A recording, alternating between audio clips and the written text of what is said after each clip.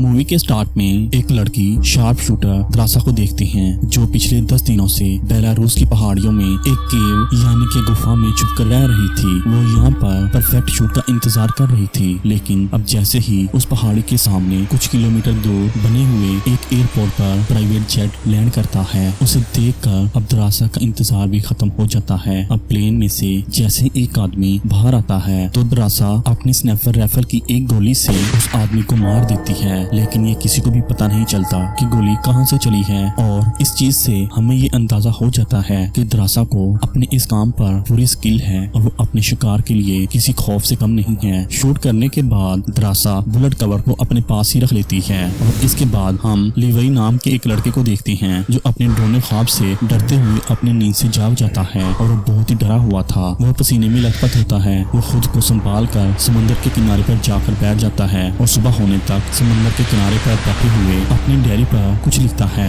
दरअसल इस इंसान को पोएट्री का शौक था और अपनी डायरी में वो पोएम लिखता है। तो तभी उसे एक मैसेज आता है कि पूरे 12 बजे उसे मरीन बेस पर ले जाया जाएगा। कैंप पर पहुंचने के बाद उसकी मुलाकात एक ओल्ड लेडी से होती है और इस लेडी का नाम बर्थालमियो होता है और यहाँ पर अपने सीनियर ऑफिसर को बर्थालमियो के ऑर्डर फॉलो करते हुए ये लग रहा था कि जैसे वो किसी इंटेलिजेंस एजेंसी की हेड हो। और इन दोनों की बातों के दौरान ही हमें ये पता चलता है कि लिवाई अमेरिकन मरीन में स्नैपर था और स्नैपर की जॉब से रिटायर्ड हुए उसे 4 साल हो गए हैं। तो बार्थो उससे कहती है कि रिकॉर्ड के हिसाब से अब तक तकरीबन 199 लोगों को मार चुके हो। तो फिर लिवाई बताता है कि मैं ऑफ द रिकॉर्ड इससे भी ज्यादा लोगों को मार चुका हूँ, लेकिन अभी तक उसे कोई भी बड़ा मिशन नहीं दिया गया क्योंकि उसे लगातार नाइटमेयर आते हैं, जिसकी वजह से डॉक्टर ने उसे किसी भी बड़े मिशन पर जाने से मना कर दिया है। और साथ ही अपने बारे में बताता है ना तो उसकी कोई फैमिली है और यहाँ तक कि अभी तक उसकी कोई गर्लफ्रेंड भी नहीं। अब बार्थो ने उसे किसी मिशन के लिए 1 साल तक चुन लिया था। इसके बाद हम द्रासा को देखते हैं जो अपने डैड से मिलने के लिए अपनी मॉम की कब्र पर जाती है और उसके डैड इस कब्रिस्तान के केयर टेकर भी थे। वो अपने डैड को बुलेट कवर देकर बताती है कि उस मरने वाले आदमी के 4 बच्चे थे। तो उसके डैड उसे कहता है कि उस आदमी की कमाई हुई दौलत टेररिस्ट को बॉम्ब्स और लैंड माइन सेल करके आई है। लैंड माइन से न जाने कितने बच्चों ने अपने पैरों को खो दिया है।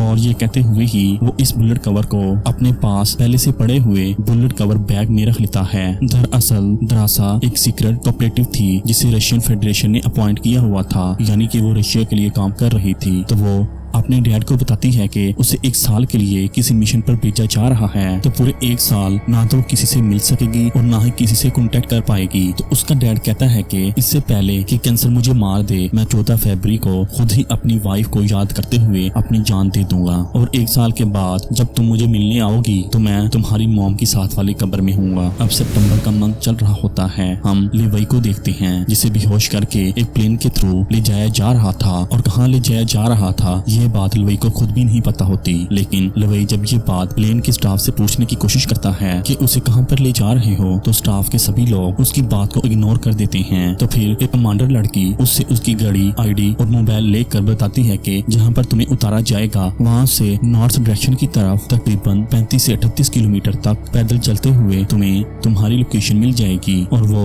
लिवाई को एक बैग भी देती है और लिवाई एक पैराशूट की मदद से नीचे उतर आता है और फिर वाटरफॉल्स और पहाड़ियों को पार करते हुए पैदल चलते हुए 2 दिन के बाद बताई गई लोकेशन पर पहुंचकर देखता है कि वहां पर 200 मीटर चौड़ी एक बहुत ही बड़ी खाई है जिसको फोन ने ढका हुआ था और वहां पर उसकी मुलाकात जेडी नाम के एक आदमी से होती है। तो लिवाई उससे इस जगह के बारे में पूछता है तो जेडी उसे कहता है कि वो पिछले 1 साल से यहाँ पर रह रहा है, लेकिन अभी तक उसे इस जगह के बारे में कुछ भी पता नहीं चला। और उसे ये भी बताता है कि आज उसकी ड्यूटी खत्म हो जाएगी और वो घर चला जाएगा और मेरे जाने के बाद तुम यहाँ पर ड्यूटी करोगे। और फिर जेडी वार टावर दिखाकर बताता है कि इसमें हर किस्म की फैसिलिटी मौजूद है, जैसा कि इलेक्ट्रिसिटी के लिए सोलर सिस्टम और बैकअप के लिए जनरेटर, और इसके साथ साथ और भी बहुत कुछ जिससे तुम बोर नहीं होगे। और हमारी तरफ जो टावर है वो ईस्ट टावर है और सामने वाला टावर जो तुम्हें नजर आ रहा है वो वेस्ट टावर है। और इन दोनों के दरमियान वाली जगह जो एक खाई है जिस पर दोनों फैली हुई है, जिसको तुम पहले भी देख चुके हो, उस जगह को ही द गॉर्ज कहते हैं। और फिर वो खाई के दूसरी तरफ बने हुए वाच टावर को को दिखाकर बताता है कि वो सामने वाले टावर से कांटेक्ट करना सख्ती से मना है क्योंकि वो रशियन टावर है और खाई के दोनों तरफ ही लैंडमाइन बिछी हुई हैं और ये लैंडमाइन ऑटोमेटिक मशीन गन से कनेक्टेड है और चाहकर भी सामने वाले टावर से कोई इधर आ सकता है और ना ही कोई इधर से उस टावर की तरफ जा सकता है। लेकिन इन सब में लुवई को ये अभी तक समझ नहीं आई थी कि यहाँ पर उसे काम क्या करना है। इसलिए लुवई के कहने पर जेडी उसे काम समझाता है कि उसे डेली बेस पर अपनी तरफ 600 मीटर के रेडियस पर पेट्रोलिंग करनी है। ऑटोमेटिक मशीन गन को गोलियों से भरकर लोड करके रखना है, तो अगर ट्रैकिंग डिवाइस खराब हो गई तो तुम उसे ठीक करोगे। और हाँ,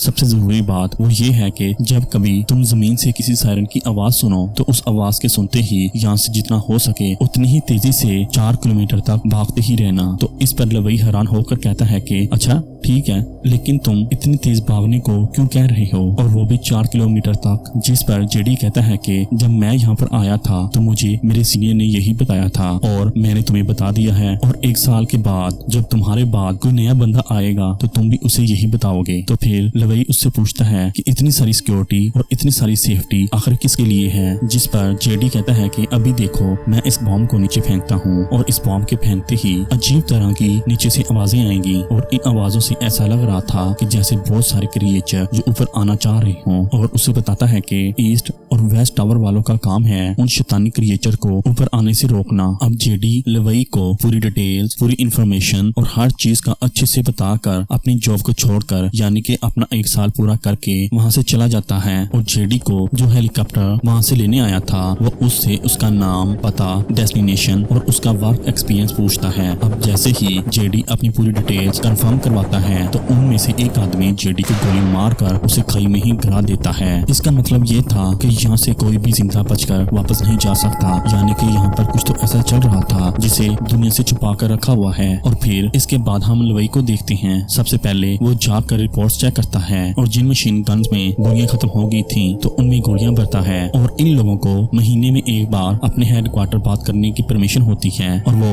यहाँ की सारी इंफॉर्मेशन आगे हेडक्वार्टर में भेज देता है। और यूं ही बैठे हुए सोचने लगता है कि क्या 1 साल तक बस अकेले ही रहना है, ना किसी से कोई बातचीत, ना कोई टीवी, ना ही इंटरनेट, क्योंकि वो अकेले रहते हुए बोर होने लगा था। तो तभी उसे किताबों की शेल्फ के पीछे कुछ लिखा हुआ दिखाई देता है। तो अब जैसे ही वो उस शेल्फ को हटाकर देखता है तो उसे वहाँ पर पुराने काम करने वाले सभी सोल्जर्स की अच्छी अच्छी बातें दीवारों पर लिखी हुई नजर आती हैं। मतलब जिस इंसान ने यहाँ पर 1 साल गुजार कर अपनी ड्यूटी की है तो वो अपनी लाइफ की सबसे अच्छी बात यहाँ पर लिख देता था। अब यूं ही उसे काम करते हुए सामने वैसे मशीन के चलने की आवाज आती है। जब वो दूरबीन से देखता है तो सामने उसे एक लड़की दिखाई देती है और ये लड़की कोई और नहीं बल्कि शार्प शूटर द्रासा ही होती है। और द्रासा को वेस्ट टावर का काम सौंप दिया गया था कि उसे भी लुवई की तरह क्रिएचर को ऊपर आने से रोकना था। अब आहिस्ता आहिस्ता वक्त गुजरता रहता है और ये दोनों ये सोचते हैं कि क्या हमें एक दूसरे से बात करनी चाहिए। तो इसी चक्कर में नवंबर से नवंबर आ जाता है। तो फिर द्रासा बैठी अपना बर्थडे सेलिब्रेट कर रही होती है तो वो यूं ही एक गोली चलाकर लुवई की अटेंशन अपनी तरफ डिवर्ट करती है और एक बोर्ड पर लिख कर पूछती है कि तुम्हारा नाम क्या है। लेकिन इस तरह लुवई भी उससे एक बोर्ड पर लिखकर जवाब देता है कि यहाँ पर नाम बताना अलाउ नहीं है। और द्रासा ने गोली से लुवई की टेंशन अपनी तरफ इसलिए डिवर्ट की थी कि वो बताना चाह रही थी कि आज मेरा बर्थडे है और मैं जो चाहूंगी वही करूंगी। इसलिए द्रासा अब डांस करने लगती है और डांस करते हुए लुवई से पूछती है कि तुम्हारा फेवरेट मूव क्या है। जिस पर लुवई उसे कहता है कि मुझे डांस नहीं करना आता। तो द्रासा उससे कहती है कि तुम्हें डांस नहीं आता और क्या आता है तुम्हें। तो वो कहता है कि मैं एक छोटा सा शूटर हूँ। तो अब यहाँ पर द्रासा उसकी शूटिंग स्किल चेक करने के लिए उसके सामने एक बोतल रख देती है और लुवई एक शूट से उस बोतल को तोड़ देता है। और ये देखकर जैसे द्रासा का भी शूटिंग का कीड़ा जाग गया हो तो वो भी अपनी शूटिंग स्किल को दिखाते हुए लुवई की साइड पर रखी हुई एक बोतल को शूट करके उसे भी तोड़ देती है। अब ऐसा करते ही इन दोनों के बीच में अच्छी खासी दोस्ती हो जाती है। लेकिन तभी द्रासा को इस टावर यानी कि जिस टावर पर लुवई था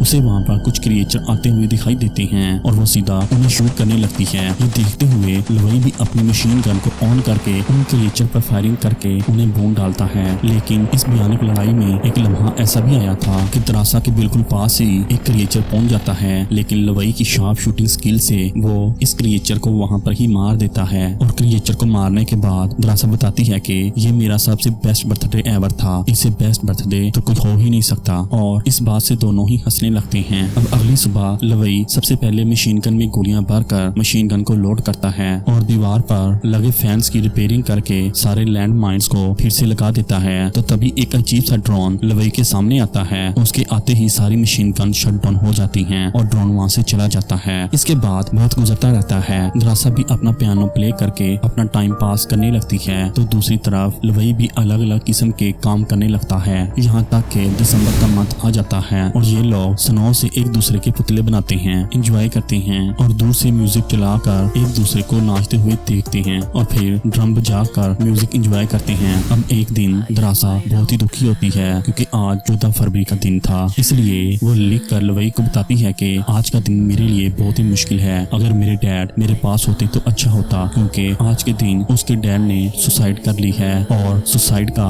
उसके डैड ने द्रासा को पहले ही बता दिया था। और यहाँ पर लवई ने ये भी बात ठान ली थी कि चाहे कुछ भी हो जाए वो द्रासा से मिलने के लिए वेस्ट टावर जरूर जाएगा और वो अपनी RPG में जहाँ पर मिसाइल डाली जाती है उस जगह पर एक रस्सी को बांध देता है और उसे ऐसा करते हुए द्रासा भी देख लेती है। लेकिन उसे इस बात की समझ नहीं आ रही थी कि लवई करना क्या चाहता है। तो इतनी देर तक लवई मिसाइल को दूसरी तरफ छोड़ देता है जो एक रस्सी के साथ बंधी हुई थी और ये रस्सी द्रासा के पास पहुंच जाती है। द्रासा उस रस्सी को एक पेड़ से बांध देती है और फिर लवई उस रस्सी से लटक कर ईस्ट टावर से वेस्ट टावर तक पहुंच जाता है। और द्रासा जब लवई को अपने पास देखती है तो उसे बहुत ही ज्यादा खुशी होती है और वो लवई से मिलने से पहले उसे नहाने का कहती है और खुद CCTV से लवई को नहाता हुआ देखती है। इसके बाद ये दोनों डिनर करने बैठ जाते हैं और डिनर करते हुए बातें करते हैं और लवई अपनी बैकग्राउंड स्टोरी बताता है कि उसके डैड ग्रैंडफादर सारे ही सोल्जर थे और बातों के दौरान ही ये लोग डांस भी करते हैं और काफी टाइम एक साथ गुजारते हैं। लवई ने अपनी ये रात यहाँ पर ही गुजारी और सुबह को वापस जाने के लिए अपनी रस्सी से लटक गया और जैसे ही वो थोड़ा सा आगे जाता है तो वो देखता है कि क्रिएचर उसके वार टावर पर चढ़ रहे हैं।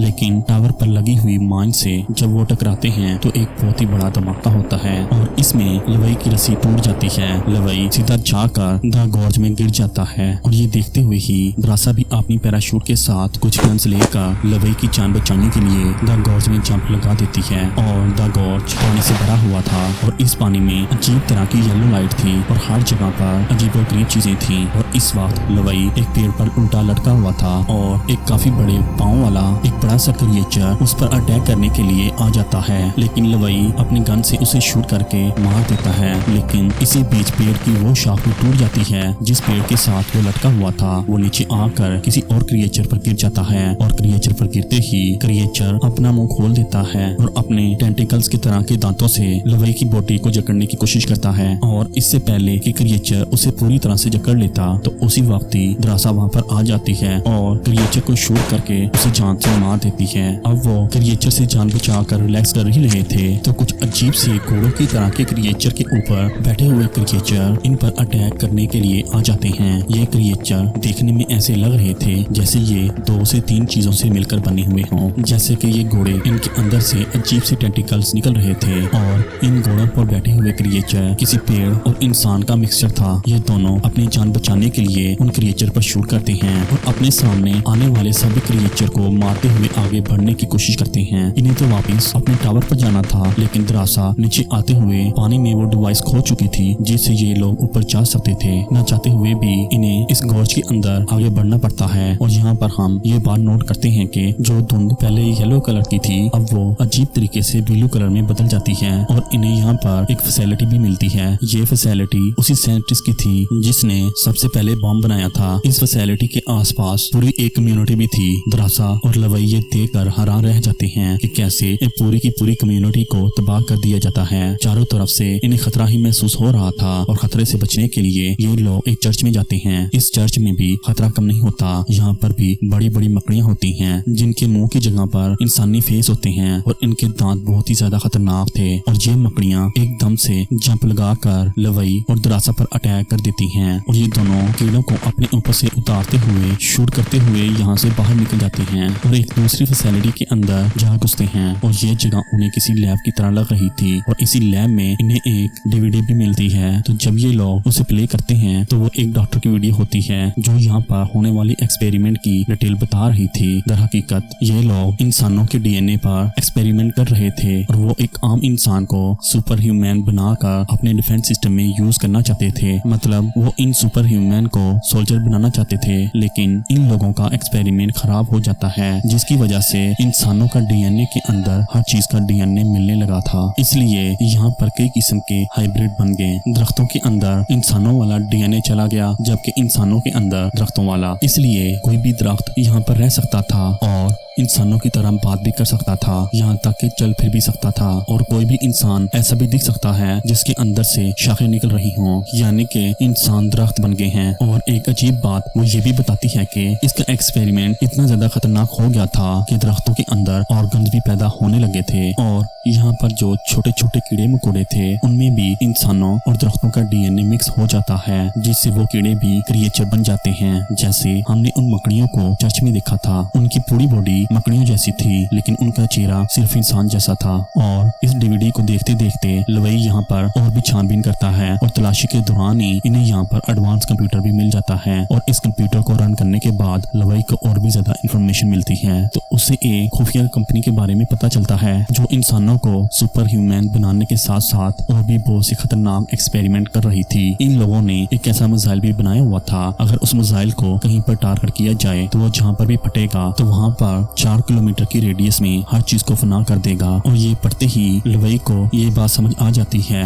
कि आखिर उसके सीनियर क्यों सायरन के बचने पर उसे 4 किलोमीटर तक भागने का कह रहे थे, और वो इस मिसाइल के फटने की बात कर रहे थे। और अब तक लवई को ये भी बात समझ आ गई थी कि ये फैसिलिटी उस लेडी बार्थो की फैसिलिटी है, और बर्थालमियो ही अपने इन खतरनाक एक्सपेरिमेंट को दुनिया से बचाने के लिए दरासा और लवई जैसे सोल्जर को ईस्ट और वेस्ट टावर पर भेजती रहती थी, जो जोर से आने वाले हर क्रिएचर और मॉन्स्टर को मारकर दुनिया को उनकी सच्चाई से दूर रखते थे। यहाँ पर मौजूद चीजों से इन लोगों को पता चलता है कि इन एक्सपेरिमेंट के पीछे गवर्नमेंट का किसी भी किस्म का कोई भी हाथ नहीं है, ना ही रशियन गवर्नमेंट का और ना ही यूएसए गवर्नमेंट का। और इन्हें ये भी पता चलता है कि बर्थालमियो यहाँ का सारा काम ड्रोन्स और रिपोर्ट से करवाया करती थी, लेकिन फिर भी ये सारे काम रिपोर्ट नहीं कर सकते थे, जैसे कि ट्रैकिंग डिवाइस चेंज करना, मशीन गन में गोलियां भरना, और इसलिए इस तरह के कामों में इंसानों की जरूरत होती थी। और इस वजह से दरासा और लवई आज यहाँ पर थे। सारी सच्चाई पता लगने के बाद फौरन से ही ये लोग वहाँ से भागने की कोशिश करते हैं, लेकिन इस दौरान ही कुछ क्रिएचर इनके आसपास जमा हो जाते हैं और इनका गुमा हुआ वेपन का बैग भी इनके सामने ला कर रख देते हैं। तो ये भी हो सकता था कि ये इन क्रिएचर की कोई चाल हो, लेकिन दरासा और लवई ने अपना बैग लेने का फैसला किया, क्योंकि अगर इनके पास कोई गन न होती तो वो आगे कैसे बढ़ सकते थे। अब दरासा जैसे ही उस बैग को उठाने के लिए आगे बढ़ती है तो कोई आदमी उसका पाँव अपने ट्रैप में फंसा कर उसे खींचते हुए एक और जगह पर ले जाता है जो रेड जोन था। यहाँ पर हर तरफ रेड कलर की धुंध फैली हुई थी, और इस चीज से ये अंदाजा हो जाता है कि ये पहले येलो और ब्लू जोन से ज्यादा खतरनाक जोन है। तो लवई दरासा की हेल्प करने के लिए आगे बढ़ता है, लेकिन उसे इस बात की समझ नहीं आ रही थी कि दरासा मिलेगी कहाँ पर। तो यहाँ पर हम देखते हैं कि इस दरख्त जैसे दिखने वाले क्रिएचर ने दरासा को उल्टा लटका दिया था, और ये क्रिएचर एक साइंटिस्ट था जो इस फैसिलिटी में काम किया करता था। और ये क्रिएचर दरासा को जख्मी करके उसका डीएनए चेक करता है, तो उसे पता चलता है कि ये अभी अभी नए ही यहाँ पर आए हैं, क्योंकि 5 दिनों तक यहाँ पर रहने वाला इंसान इसी हाइब्रिड क्रिएचर में बदल जाता है। अब दरासा तो इस क्रिएचर को अपने लिए खतरा समझ रही थी, इसलिए उसने अपने आप को छुड़वा कर लड़ाई शुरू कर दी, और लड़ते हुए दरासा के हाथ में एक नुकीली चीज भी लग जाती है, जिससे वो बार बार इस दरख्त जैसे इंसान पर अटैक करती है। लेकिन उस क्रिएचर को मारना तो जैसे इम्पॉसिबल होता है, और वो क्रिएचर कहता है कि मैं इंसानों की तरह ऑक्सीजन से भी सांस ले सकता हूँ, और एक दरख्त होने के नाते कार्बन डाइऑक्साइड भी जज़ब कर सकता हूँ। इससे पहले कि वो दरासा पर अटैक करके उसे खत्म कर देता, तो लिवाई कुछ ही डिस्टेंस से उस पर शूट करता है, और उसके बाद उसकी सारी जड़ों को आग लगा देता है। अब ये लोग वापस जाने का फैसला करती हैं, लेकिन यहाँ पर दूसरी तरफ जाना नामुमकिन लग रहा था। गौर करने से उन्हें पता चलता है कि इस जगह पर अजीब सा जाल फैला हुआ है जो इंसानों और दरख्तों के डीएनए से मिलकर बना है, और इस जाल में बहुत सारे ह्यूमन ऑर्गन भी थे, और इसके साथ ये दरख्तों की जड़ों की तरह फैला हुआ था। मतलब इंसान और दरख्त आपस में जुड़े हुए हैं। तो अब इन्हें खतरा मोल लेना ही था, क्योंकि अगर वो ऐसा ना करते तो वो यहाँ पर ही फंसे रह जाएंगे। तो ये लोग उस जाल के अंदर इंटर हो जाते हैं और आहिस्ता आहिस्ता ये अपने कदम आगे की तरफ बढ़ाते हैं। ये लोग किसी न किसी तरह से इस जाल को क्रॉस कर ही रहे थे, लेकिन तभी दरासा का पाँव एक गलत जगह पर रखा जाता है, जिससे ये जड़ों वाला इंसानी प्लांट एक्टिव हो जाता है और वो फौरन से ही दरासा के ऊपर अटैक कर देता है। इससे पहले कि वो प्लांट दरासा को कुछ और करते, लिवाई दरासा को खींचकर बाहर ले जाता है और इस प्लांट को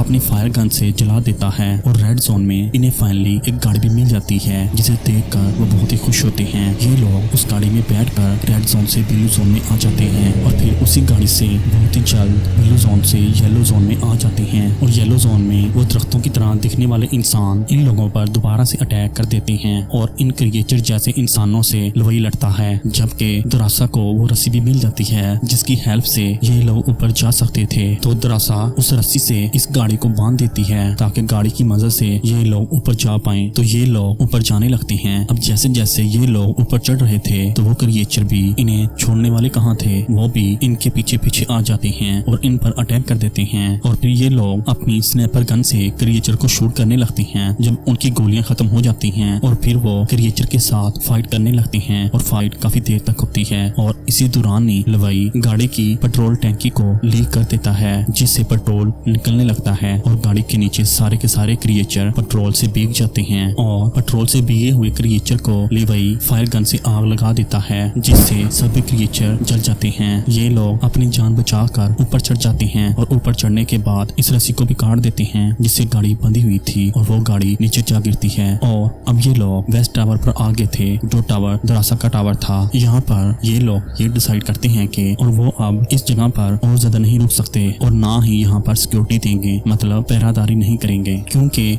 इन्हें जॉर्ज के बारे में एक बहुत ही बड़ा सच पता लग गया था। इसलिए अब वो इस जगह को छोड़कर कहीं दूर चले जाएंगे और कहीं दूर जाकर नए सिरे से अपनी लाइफ गुजारेंगे। तो दरासा लवाई को बताती है कि फ्रांस में उसके पास एक ऐसी जगह भी है जिसके बारे में कोई भी नहीं जानता और हमें वहाँ पर कोई भी नहीं ढूंढ पाएगा। अब इन्हें यहाँ पर ये डर था कि इन दोनों में से कोई इन्फेक्टेड तो नहीं हो गया, इसलिए दरासा अपनी गैपिंग गन से इस टावर पर फिर से एक केबल डाल देती है, जिसके जरिए लवाई लटक कर अपने टावर पर आ जाता है। और यहाँ पर ये बात भी थी कि जो इंसान क्रिएचर से इन्फेक्टेड होता था तो 5 दिन के अंदर अंदर वो भी क्रिएचर बन जाता था, और जो 5 दिन तक क्रिएचर ना बन पाता तो वो इंसान फिर इन्फेक्टेड नहीं हुआ था और ना ही वो क्रिएचर बन पाएगा। इसलिए अब दरासा कहती है कि अगर हमें कुछ ना हुआ तो 5 दिन के बाद हम फिर से मिलेंगे। अब लवाई अपने टावर पर आ गया था और वहाँ पर मिस बार्थो से कांटेक्ट करता है, क्योंकि बर्थालवियो को ये बात पता लग गई थी कि द जॉर्ज में उनके कंप्यूटर एक्टिवेट हुए थे। तो वो लवाई से कहती है कि क्या ये कंप्यूटर तुमने एक्टिवेट किए हैं, लेकिन लवाई साफ साफ मना कर देता है कि नहीं, मैं तो नीचे गया ही नहीं, तो मुझे क्या पता। तो अब बर्थालवियो ये समझती है कि अगर लवाई नीचे नहीं गया तो दूसरी तरफ से दरासा नीचे गई होगी, और अगर दरासा नीचे गई है तो उसे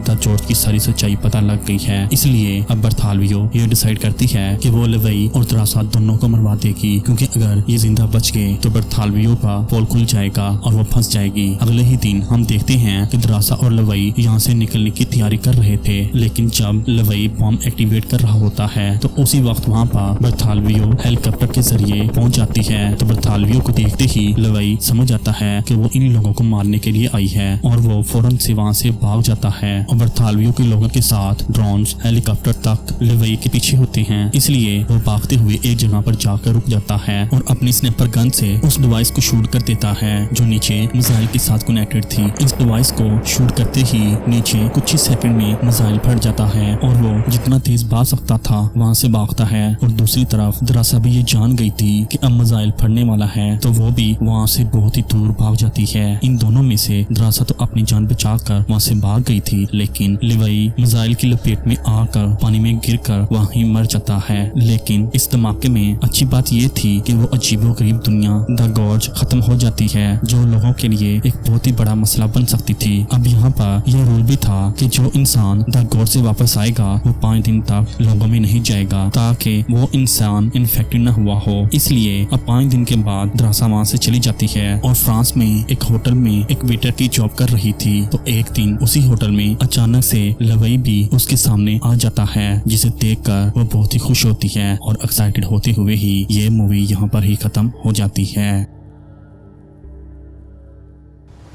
आपको इस मूवी की एक्सप्लेनेशन कैसी लगी, अपनी राय का इजहार कमेंट सेक्शन में जरूर करें। शुक्रिया।